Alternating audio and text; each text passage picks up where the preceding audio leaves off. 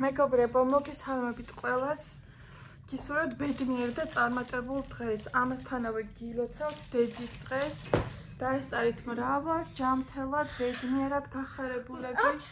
თქვენ საყვარელ შვილებთან ერთად ბედნიერი დედები ყოფილიყავით და ყველაფერი საუკეთესო გისურვებია მე და ტასუნას. შეეჩუქრებს ვაჩვენებ. პირველ რიგში გაჩვენებთ როგორი ის მაჩუქა ტასუნამ ყოჩი ვარდები გუშინ ღამე. ნახეთ როგორი ლამაზებია. და მეგობრებო დღეს ვაჩუქე. და მაჩუქა კიდე იასამნისფერი ალპენგოლდი. ჭიქა ჩავდედე და აი ეს სამაჯური გასერიცხებში. ой. მე მგონა ახალი რა იყო გარეთხოვენდომებოდა. ხა მერე ვაჩვენოთ და მერე ვაჩვენოთ.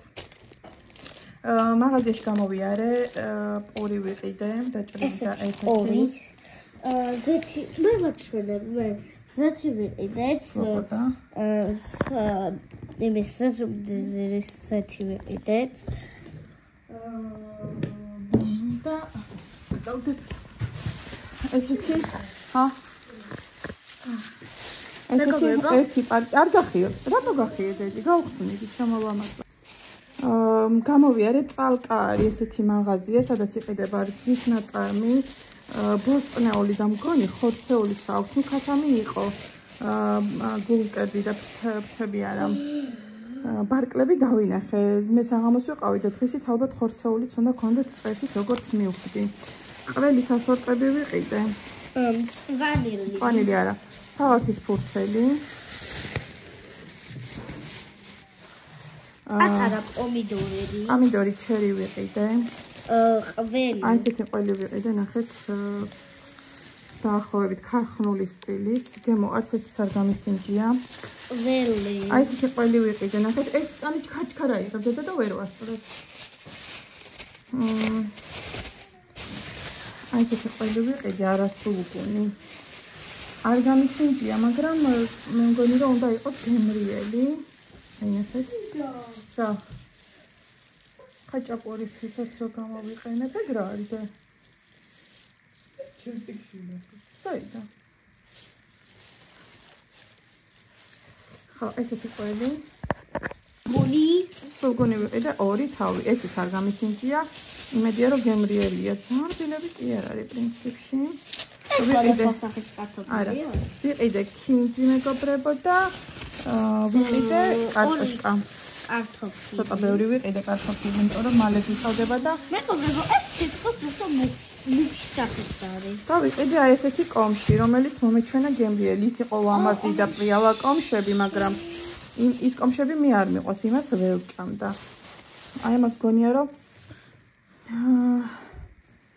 ექნება ისა არომატი სურნელი. აი ეს ბეტადინები გისრია ლოყავზე.